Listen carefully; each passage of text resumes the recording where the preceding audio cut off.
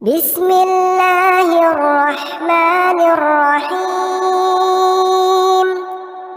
قل أوحي إلي أنه استمع نفر من الجن فقالوا إنا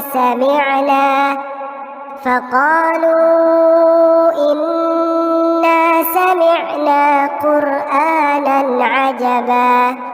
يهدي إلى الرشد فآمنا به ولن نشرك بربنا أحدا وأنه تعالى جد ربنا ما اتخذ صاحبة ولا ولدا وأنه كان يقول سفيهنا على الله شططا وأنا ظننا أن لن تقول الإنس والجن على الله كذبا وأنه كان رجال من الإنس يعوذون برجال من الجن فزادوهم رهقا وأنهم ظنوا كما ظننتم أن لن يبعث الله أحدا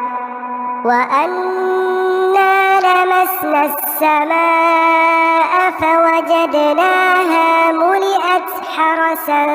شديدا وشهبا وأنا كنا نقعد منها مقاعد للسمع فمن يستمع الآن يجد له شهابا رصدا وأنا لا ندري أشر أريد بمن في الأرض أم أراد بهم ربهم رشدا وأنا منا الصالحون ومنا دون ذلك كنا طرائق قددا وأنا ظننا أن لن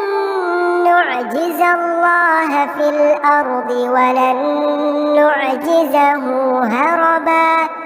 وأنا لما سمعنا الهدى آمنا به فمن يؤمن بربه فلا يخاف بخسا ولا رهقا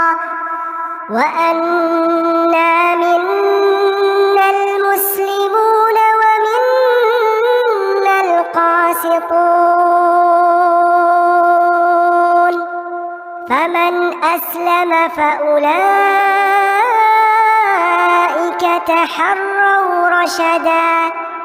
وأما القاسطون فكانوا لجهنم حطبا وأن لو استقاموا على الطريقة لأسقيناهم ماء غدقا لنفتنهم فيه ومن يعرض عن ذكر ربه يسلكه عذابا صعدا وأن المساجد لله فلا تدعوا مع الله أحدا وأنه لما قام عبد الله يدعوه كادوا يكونون عليه لبدا قل إنما أدعو ربي ولا أشرك به أحدا قل إني لا أملك لكم ضرا ولا رشدا قل إني لن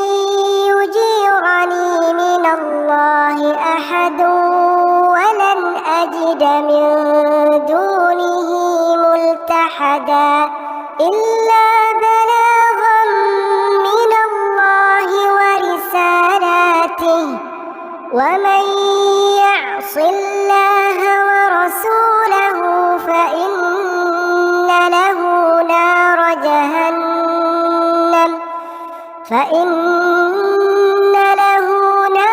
جهنم خالدين فيها أبدا حتى إذا رأوا ما يوعدون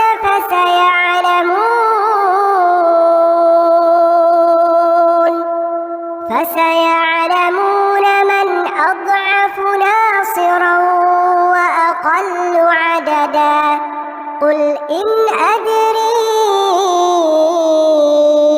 أقريب ما توعدون أم يجعل له ربي أمدا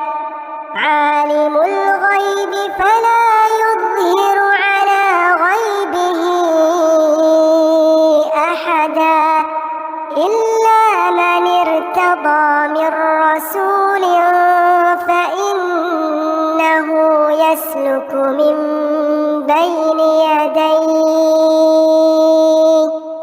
فإنه يسلك من بين يديه ومن خلفه رصدا ليعلم أن قد أبلغوا رسالات ربهم وأحاط بما لديهم وأحصى كل شيء عددا.